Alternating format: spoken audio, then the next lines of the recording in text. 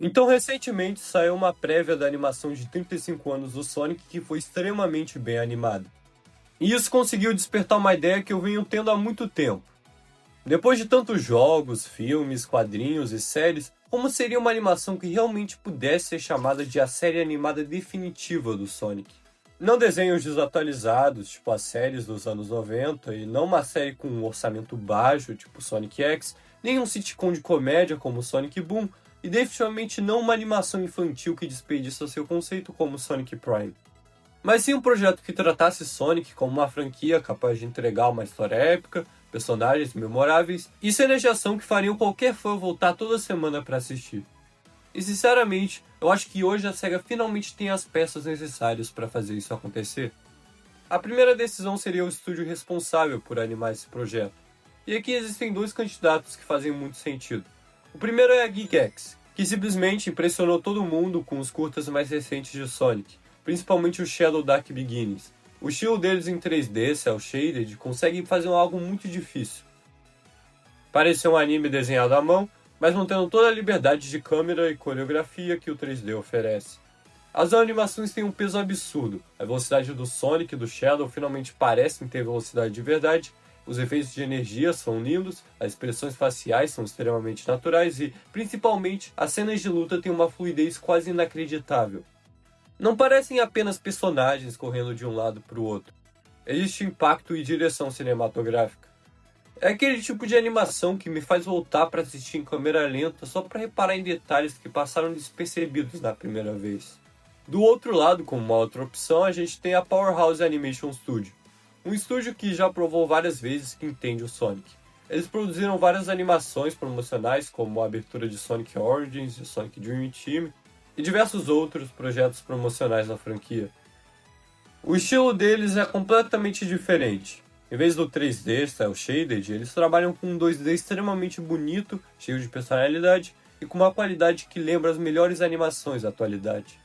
Os personagens ficam incrivelmente expressivos e fiéis às artes oficiais. As poses são marcantes e a direção artística sempre consegue capturar aquela sensação da franquia Sonic. Se alguém dissesse que a Powerhouse faria uma animação inteira de Sonic desenhado em 2D, eu certamente não reclamaria. O nível de detalhe dessas animações são incríveis. Mas se eu tivesse que escolher apenas um para produzir uma série completa, eu iria de Gigax. E não porque a Powerhouse seja inferior. O problema é que uma série longa exige consistência. Manter dezenas de episódios em animação 2D com o nível absurdo de qualidade que eles entregam nos curtas seria extremamente caro e demorado. Existe um motivo pelo qual tantas séries acabam reduzindo a qualidade depois da primeira temporada. Já o estilo da Geekx parece ter encontrado um equilíbrio perfeito entre qualidade cinematográfica e viabilidade da produção. O CGI permite reutilizar modelos e cenários sem sacrificar tanto a animação, enquanto o cel shading mantém aquela aparência de anime que agrada praticamente todo mundo. Então, na minha opinião, a Powerhouse deveria continuar fazendo o que ela sabe fazer, os curtas especiais, os trailers e as animações comemorativas, onde cada segundo pode receber um nível absurdo de polimento. Enquanto isso, a Gigax assumiria a responsabilidade de criar uma série completa ou até mesmo um anime de várias temporadas. Mas uma animação bonita sozinha não faz uma grande série, por mais que ajude muito nesse caso. Para a gente ter a melhor série animada do Sonic, é preciso ir além. O que realmente faria essa produção ser a melhor série do Sonic seria o roteiro. Em vez de adaptar um jogo específico, a série deveria contar uma história totalmente original e canônica, construída exclusivamente para televisão, aproveitando tudo que a franquia já desenvolveu ao longo dos anos. Se passaria na mesma continuidade dos jogos, mas também serviria como uma porta de entrada para novos fãs. Já que o time de lore do Sonic já está formado, não teria inconsistências que nem o Sonic Prime.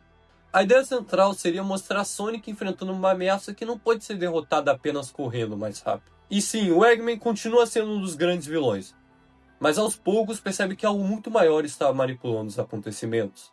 Uma antiga inteligência ligada às Esmeraldas do Caos desperta depois de milhares de anos. Conclui que a única forma de impedir guerra, sofrimento e destruição é eliminar completamente o livre-arbítrio. Afinal, na ideologia desse personagem, se ninguém puder escolher, ninguém poderia errar.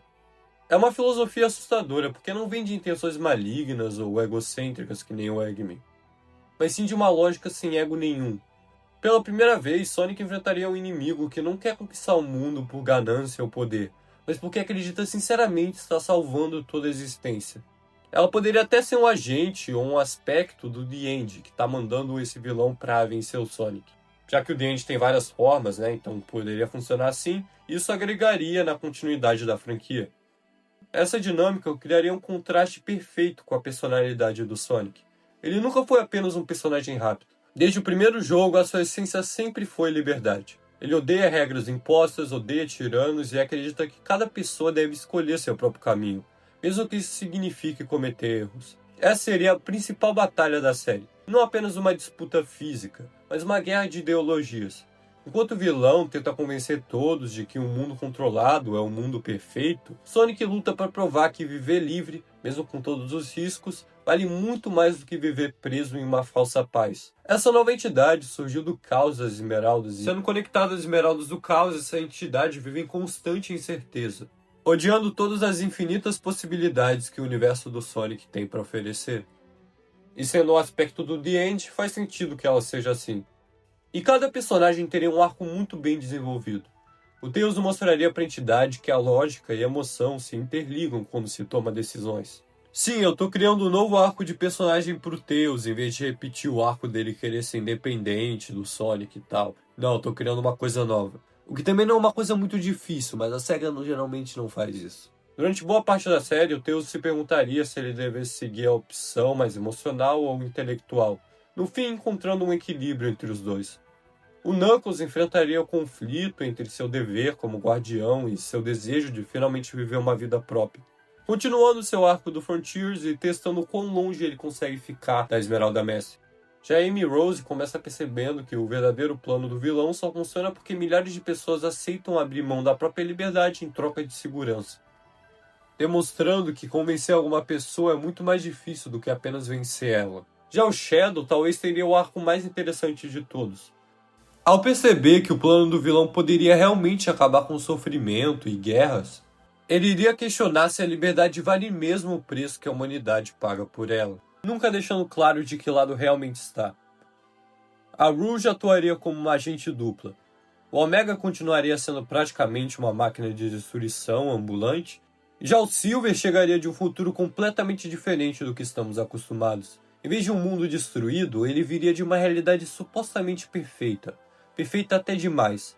Um lugar sem crimes, sem guerras, mas também sem sonhos, criatividade ou escolhas. Seria a prova viva do que acontece quando a liberdade desaparece completamente. E também já está na hora do Silver e da Blaze participarem de uma série animada do Sonic. E a estrutura dessa série também faria muita diferença. Em vez de episódios totalmente isolados, ela teria uma narrativa contínua, mas ainda reservaria espaço para aventuras menores que desenvolvessem os personagens. Também mostrando o mundo dos jogos de forma conectada e talvez até revelando mistérios sobre as esmeraldas ou outras coisas. Podendo até ter uma luta do Super Sonic no final da série. Isso faria com que, quando as grandes batalhas acontecessem, o público realmente se importasse com quem está lutando. A trilha sonora também precisaria acompanhar esse nível. Misturar rock, música eletrônica e orquestra exatamente como os jogos fazem quando estão no seu melhor momento. Imagine uma luta onde o tema principal começa com um piano, daí ele cresce para uma orquestra completa e explode em guitarras quando o Sonic finalmente alcança sua velocidade máxima. E o mais importante, essa série teria coragem de evoluir seus personagens sem perder aquilo que faz Sonic ser Sonic. Shadow aprenderia a confiar mais nas pessoas novamente, Tails descobriria que a lógica e a emoção podem ser misturadas, a Amy provaria que liderança nasce de empatia, Knuckles encontraria um equilíbrio entre dever e felicidade, e no final, todos sairiam diferentes de como começaram, mas ainda seriam reconhecíveis. Tirando o Sonic, né? Que continuaria igual, servindo como uma inspiração para os outros. Se a SEGA realmente quiser criar a série animada definitiva do Sonic, ela não precisa copiar os jogos nem competir diretamente com os filmes. Ela precisa contar uma história inédita e canônica que aproveite tudo o que aprendemos sobre esses personagens ao longo de mais de 30 anos.